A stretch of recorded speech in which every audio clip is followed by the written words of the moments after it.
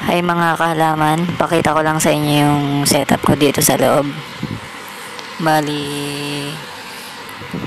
ito yung mga halaman ko rin na nasa labas. Pinapasok ko sila dito kapag gabi na. So, bali, hati yung ano ko, no. Pagkagabi, naka-indoor ako. Pag nasa umaga, outdoor. Nanginayang kasi ako sa araw. So, saka na natin pag-usapan yung about dyan. Dito muna tayo sa pagsisids ng mga drosera natin. Kung makikita nyo sa part na to, yung drosera Boromani ko, meron na siyang flower stalk. So yan, mga siguro ilang araw pa na siya, magpa-flower na yan, bubuka na yung mga flower niya, then maglalabas na siya ng mga seeds. Then dito is meron din akong nalimutan ko kung anong drosera to, spatulata ba, or dito halos karamihan dito is may mga na rin siya, magsisids na rin siya. Yan, tumutubo na yung mga flower stalk niya.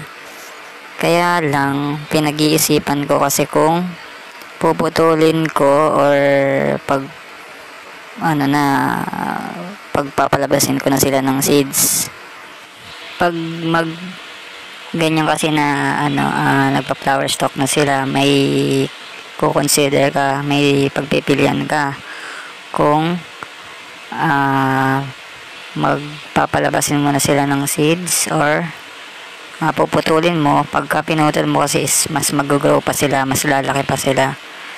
Then once kasi na dumiretso yung pag-seeds niya, may tendency siya na liliit siya lalo. Then yung iba is namamatay pa dahil yung mga nutrients niya is napupunta na dun sa seeds. Kaya baka putulin ko na muna yun, pero saka na i-video ko na lang din kung paano yung pagputol niya. Then dito meron pa naman tayong mga seedling size ng spatulata. And then meron pa tayo dito, kaya hindi pa siguro natin kailangan ng seeds niya. So palakihin muna siguro natin. Sa Drosera Boromani ko is medyo good size naman na, kaya okay naman na siya na maglabas ng seeds. Isa pa kasi isa lang yung Drosera Boromani ko sa ngayon, kaya talagang pagpapalabasin ko siya ng seeds din, saka natin itatanim. So ayun lang naman, i-update ko na lang kayo kung mag-harvest na tayo ng mga seeds nito, lalo na itong Drosera Boromani. Itong video pala na to ay para lang sa mga baguhan na syempre katulad ko, na gusto ring mag-start mag-alaga ng itong carnivorous. Ayun lang naman mga kahalaman. Salamat sa inyong panonood. Kita-kits ulit tayo sa susunod na video. Thank you.